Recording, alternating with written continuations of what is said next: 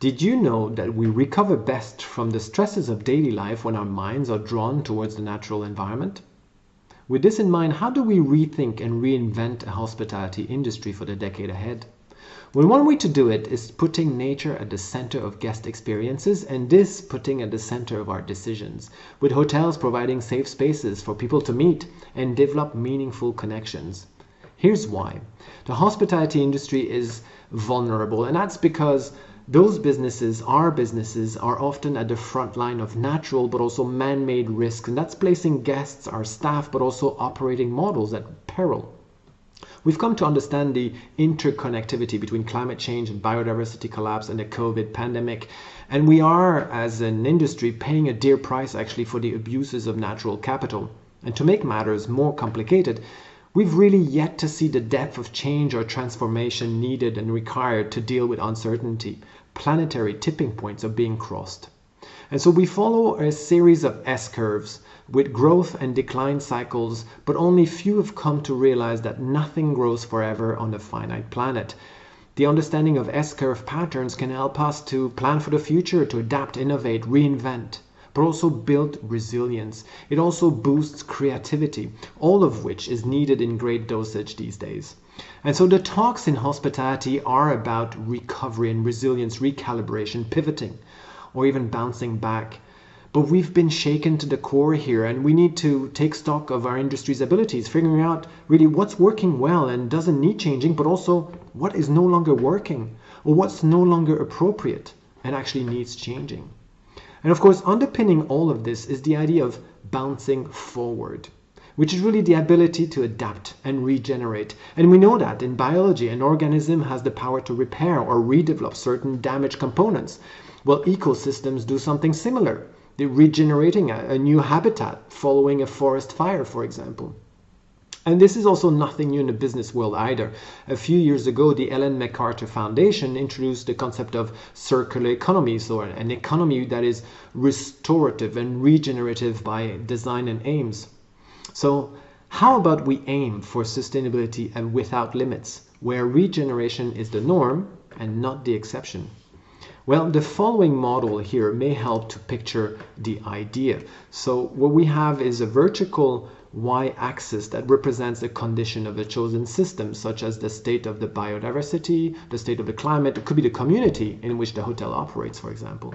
Now, every day we make decisions about the future development of hotels. We make decisions about daily operations, for example. And if those decisions are made on short-term benefits only, well, the results of those decisions may actually lead the business to quite an undesirable future. And this is what we label here as unsustainable production.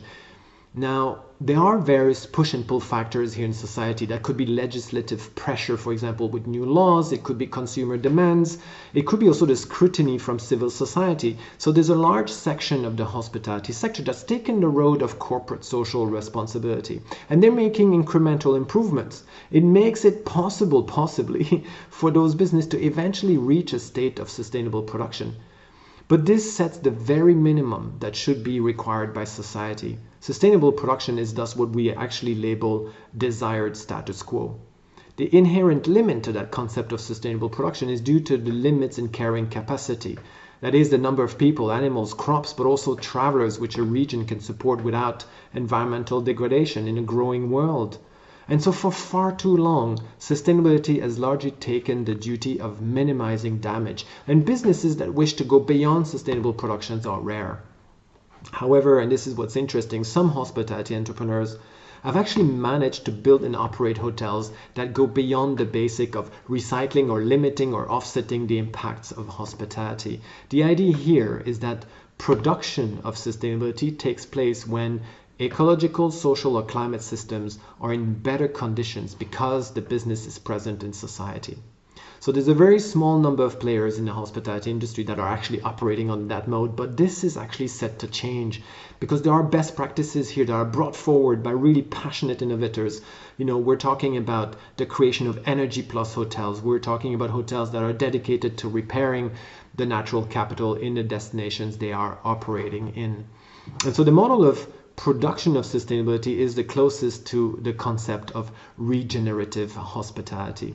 And this is important because the sustainability agenda is no longer just simply about conserving resources. It's also about inclusivity, employee and guest well-being. It's about stimulating the local economy. And this is really where experiences come into the realm of regeneration and sustainability. Now, the experience economy is really an essential part of today's hospitality industry. In fact, when you think about it, creating memorable experience is really the essence of hospitality. And the pioneer work from Pine and Gilmore highlights how the hotel sector can actually be leveraged to stage more compelling experience. However, what's happening is we're seeing here changes in our social fabric on how we want to, but also how we need to spend time.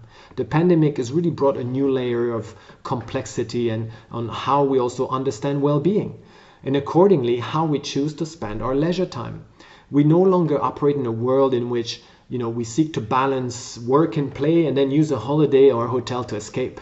In fact, the pandemic has blurred the boundaries even further for those working from home, so that are we're seeking to balance here physical, intellectual, emotional, social well-being, and that's far from being easy. And as we said at the start of this talk, people recover best from the stresses of daily life when their minds are drawn towards natural environment. And evidence shows that. It shows that spending time in nature helps reduce anxiety, it improves mental health and well-being, let alone, of course, boosting physical health.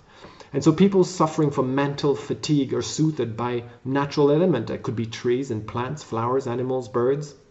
The effects of a walk in a forest helps reduce muscle tension. And really in times such as these, when we're confined at home, many are missing those nature escapes. This is like a forced disengagement from nature. It even has a name. It's known as nature deficit disorder, and it's taken new level of importance in light of the great lockdown. So this sort of nature deprivation, it's quite actually typical of urban centers, as we know. But one study found that even a 20-minute dose of nature in city reduces stress levels. And this dose can equally come from a walk in a park, a backyard, or even attending your potted plants on a balcony. So how about hospitality here? Well, hospitality entrepreneurs that are seeking to distinguish themselves in the market can reimagine and reinvent the hospitality environment with nature at the center of the guest experience.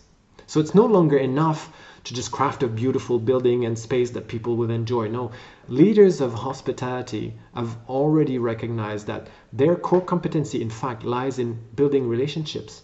And so future hospitality concept here can play a critical role in building that bridge, building a bridge between humans and nature. And in fact, working as a preventive means in individual well-being. Guests staying at a treehouse hotels, for example, come away with the experience feeling spiritually and bodily refreshed. There's a recent survey of more than 1,000 travelers on the motivation for staying at eco-lodges in Patagonia. Showed that connection to nature is in fact the main motivating factor for taking the holiday in the first place. And so the hospitality experience really must go beyond the design of a trendy lobby or beyond the pretty view of a room.